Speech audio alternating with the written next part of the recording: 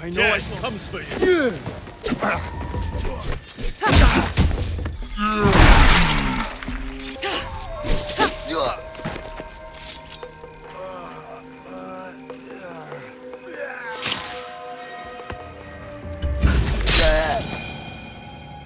Okay, we are back with the Naoe build, and y'all know this was destined to come out after I made my first Bloodshade build, which was insane with all the bleed buildup that you can attain with just 1 or 2 hits. This would afflict them with a full status, which basically put them in an infinite cycle of staggering, or they would just die from 1 or 2 shots, depending on the enemy level.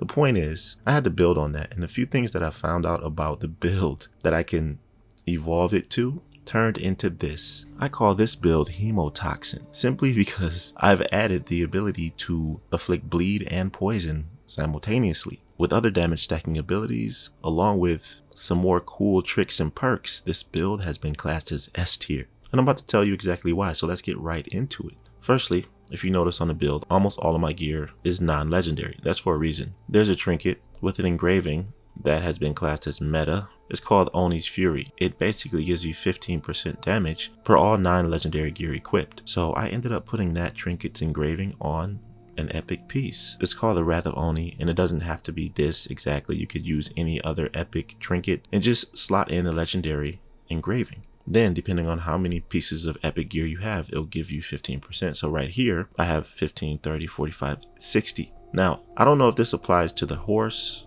because you have legendary horses and you have epic horses. So I just decided to put a common mount so that I could possibly retain another 15% bonus. When it comes to the Bloodletter, which is the main piece that I'm using, and the source that allows me to combine the poison and bleed, it has to be legendary. I found something weird here going on. With the 𝐒𝐚𝐳𝐳𝐽𝐻, it seems like whenever I put on the legendary engraving from the Bloodletter, trigger bleed on entanglement, it changes the actual affliction that the weapon does. Maybe it's bugged. I don't know. It doesn't seem to work like it was before. But in the case of the drilling 𝐒𝐚𝐳𝐽𝐻 right here, it didn't change the affliction, but it changed the affliction when you trigger on entanglement to daze instead of bleed. When you have the legendary Bloodletter 𝐒𝐚𝐳𝐽𝐻, the legendary talent is natively on this weapon. It triggers bleed on entanglement, so this doesn't change if I add something like all melee affliction buildup is poison, which I did here.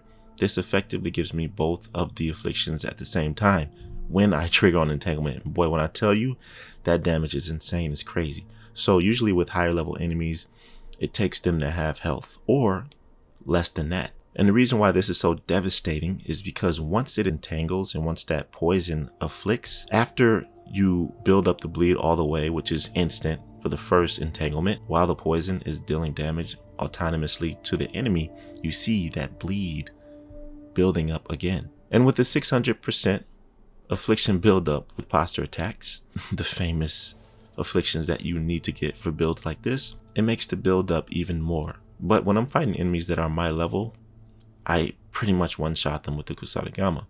It's honestly not fair. But just having poison along with bleed is, I think, the only thing that you can do to make this build stronger, because everything else in here is a pretty much one shot if you play it right. But that plus 600% affliction buildup is on a Tanto. I'm no longer using the Bloodshade katana, any katana at all for that matter. I wanted to use the Tanto. I love how fast it attacks and it builds up that bleed. The whole point of this is to attack so fast to the point where the enemy can't even react, and when they do, they end up reaching that blood loss threshold and you see it affect on the enemy. What's great about these Tantos is that they work in tandem with the hidden blade, so you can deal double damage with both blades at the same time when using combos, or when you perform posture attacks, Naoe stabs the enemy with both of them simultaneously. It's just a really nice combination with the Tanto. And I was thinking of other engravings that I could put on this, like, you know, this one right here where afflicted enemies are vulnerable, or weak point attacks make enemies vulnerable a second time. But like I said, I wanted to use Oni's Fury's engraving in order to get that 15% damage for each piece. And you know, epic pieces are the way to go. And when you find these pieces, it's all RNG, so you need to find one that caters to your needs. This one thankfully had bleed build up on it, and 24% damage with the combo ender is not bad, especially since the Tanto gets to the end of that combo ASAP with how fast it attacks. And I don't really mind the 15% I'm losing here because of the sheer amount of damage that I'm getting from this interaction. Now here's where it gets really interesting, because this engraving is literally insane, okay? Thankfully, I got a really good epic piece of headgear where it gives me plus 10% damage. So this is why I'm not really worried about the legendary 𝐒𝐻𝐸, since I'm getting 10% here. So I'm losing about 5%, which is cool. But the game changer on this piece is this legendary engraving where you vault over enemies while sprinting. Now that may seem normal to you when you look at it from face value, but vaulting automatically puts enemies in a vulnerable state, okay? And if you look at the mastery under the Tanto section, there's a passive ability called Backbreaker, where light posture attacks that hit an enemy's back trigger weak point attacks. And then when you increase this even more to the next level, posture attacks performed from behind an enemy now have 100% armor piercing. So not only are you going straight to their health, but it triggers a weak point attack which deals more damage. And I don't know why they put this right here for healthy sting. Weak point attacks trigger from behind an enemy, restore 5% health.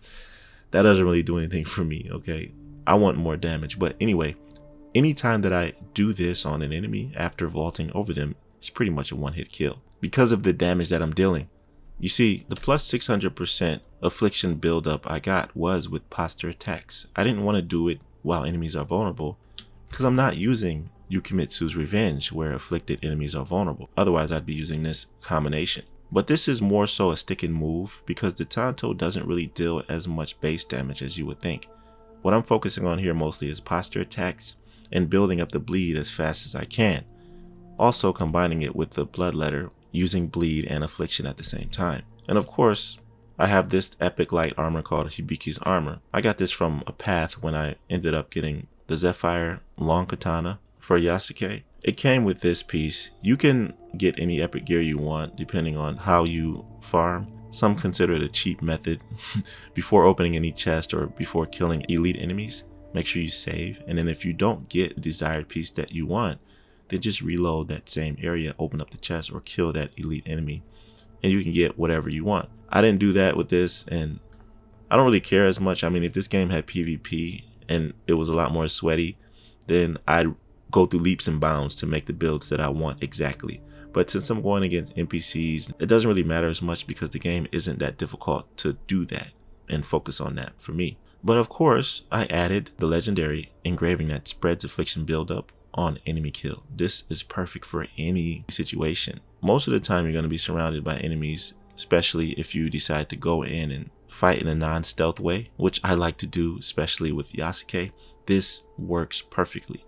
Whenever you kill an enemy, it creates a cloud depending on what affliction they are affected by, and it just spreads automatically to the other enemies in the vicinity, which gives you a really great advantage on them. Let me show you what I have so far with the 𝐒𝐻𝐸𝐴𝐻's ability tree. I pretty much maxed out whatever I could for the level that I am at, and it's pretty cool using the Cyclone Blast. And I can't wait to get Snakebite, where it knocks them down, because those ground attacks are insanely powerful once you stab them with it. And I've already showed you what I have for the Tanto, and that's pretty much all I have for the build. I think this is a great evolution from the Bloodshade build that I showed, and I'd love for you to show me what builds you've made for Naoe. And trust me, I'm working on an insane Bleed King build for Yasuke, and it is absolutely broken.